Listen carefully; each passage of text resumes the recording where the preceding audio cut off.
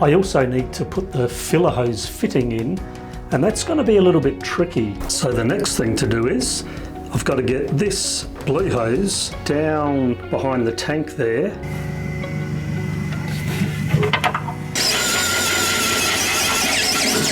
And so there's a lot of value in having this vent hose high and on the centre line. And also get the EvaFoam seals cut out for the 6 lids for the tanks.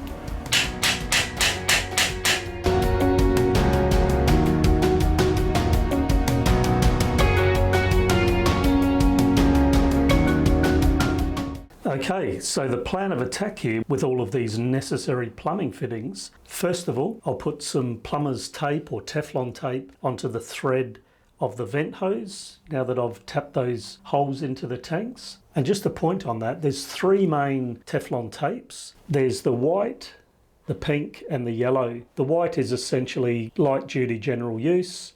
The yellow is indicated for gas fittings, and the pink is a heavy duty rated safe for potable water. So I'll be using the pink tape. The other thing, as you've seen, I'm using the blue hose. I'm actually using the original John Guest brand hose and fittings for all of this. From reviews, that gear lasts a long time and is meant to be pretty much problem free. They're a push-in fitting. No tools required. I've never used them before. I hope that I have the same experience as pretty much everybody else, and let's see how that goes. Of course, if you've used these, please leave a comment. Let me know how you've got on with it. I also need to put the filler hose fitting in, and that's going to be a little bit tricky. In general, there's 2 types of threads. Generally speaking, on a female thread, it's what's called a parallel thread, and the male threads can be either straight or tapered. The point about that is tapered threads, as they progressively screw into the female thread, the fitting gets tighter and tighter, and so usually with a bit of Teflon tape or some other types of thread sealers, tapered threads can actually be watertight. This plumbing fitting is not a tapered thread. However, I'm going to be addressing this join in 3 ways. The first is the second is with the use of some EvaFoam, and the third is I'm going to be using some butyl tape to hopefully make that waterproof. Another fitting in the puzzle is the deck filler caps. They need to be fitted to the deck, and then of course I need to actually connect everything up with the hoses. And just to mention, these vent hose nipple fittings are tapered threads, and so I've also got a tapered tap, so the holes that are in those tanks for these vent fittings are tapered, which means as they screw in, they will get tighter and should be watertight.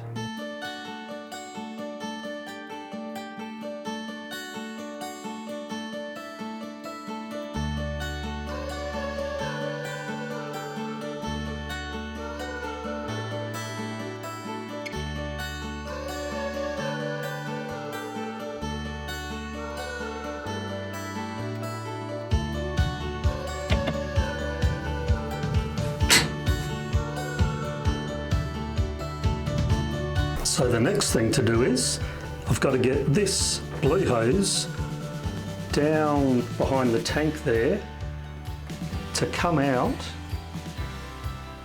down at the bilges here and then run its way to the galley.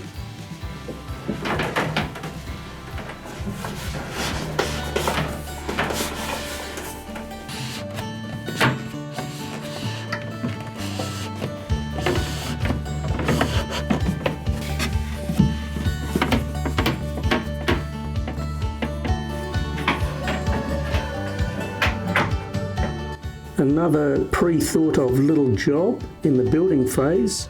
So I drilled that hole, and that's had all the painting process.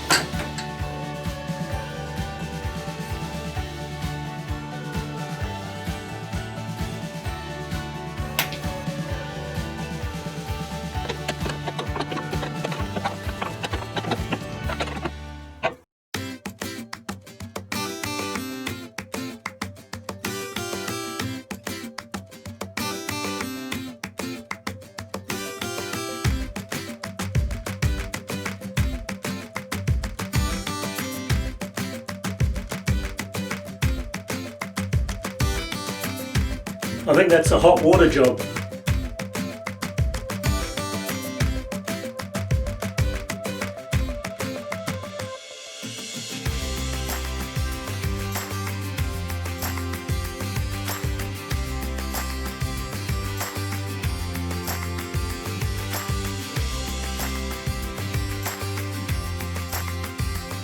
In the build stage, I did drill that one hole, and that was having in mind the suction hose going through. I wasn't really sure how I was going to do that whole venting thing, so that's why there's only one hole in there. Now, of course, I do need two. So what I've done is I'm using the hole that I'd pre-drilled for where the vent hose passes through, but I do need another hole for the suction hose. So as you can see by that little black dot there, just about 4 o'clock from the other hole, I'll be drilling another hole so the suction hose can pass through.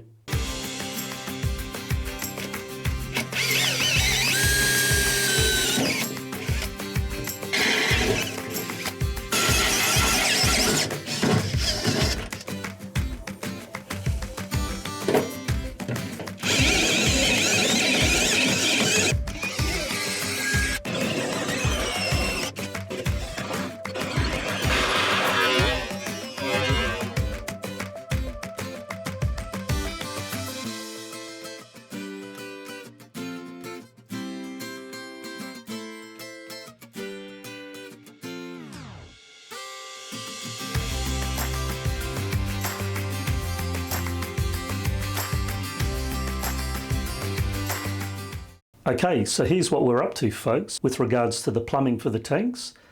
So I've got that vent line and it's running all the way down underneath that whole floor flange, disappearing under the bilges, and it will come up and into the galley cabinets. We'll go to that in a second. And then there's the port tank vent, which will go through that hole and likewise into the galley cabinets. So view from the galley side, there's that hole there where the port tank vent will come through. I have already drilled a hole at the bottom there. That's actually for the suction hoses. And what I'm going to do is I'm going to drill a hole approximately 100 millimeters higher than that hole for the vent hoses to go through. And then it will be another 2 millimeters higher in this side of the galley cabinet, where it will go through, and then they will actually join a T-piece here, rise up all the way to the top of this bulkhead, and then the vent will be right on the top. So hopefully that makes a bit of sense. As you can see, the mast pillar is on the center line, and this galley cabinet here, where it extends out, is very close to the center line. And so there's a lot of value in having this vent hose high and on the center line to prevent any water leaking out through those vents and leaking through the end of the hose. And the great thing is that if they do, where do they go? Into the sink and back out to sea.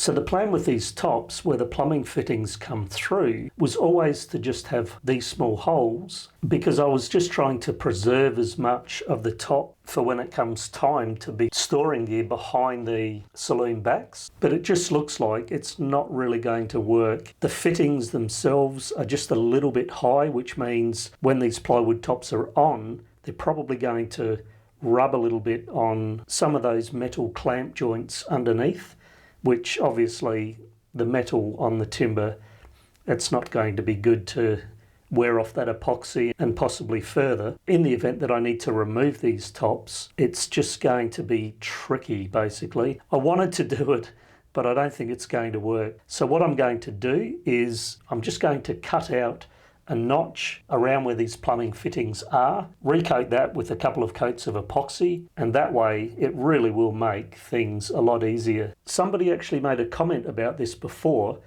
so you were onto it.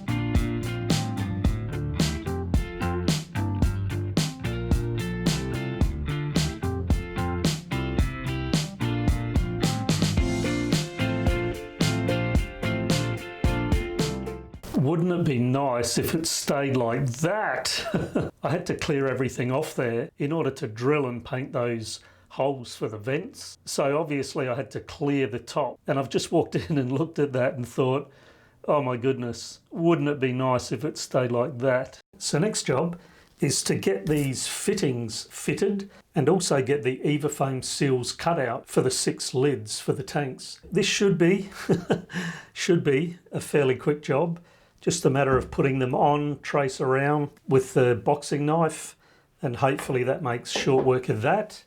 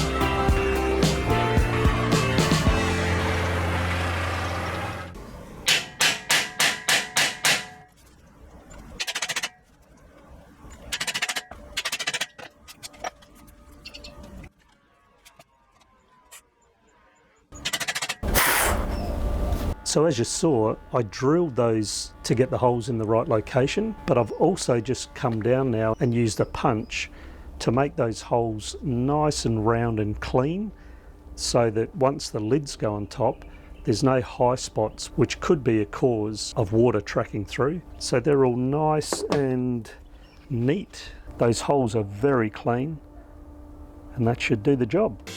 In the next episode, the time and care pays off, everybody. The result looks great. So now I can go ahead for the last part of the puzzle.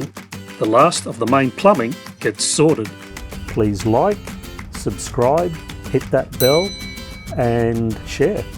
I'd really appreciate that.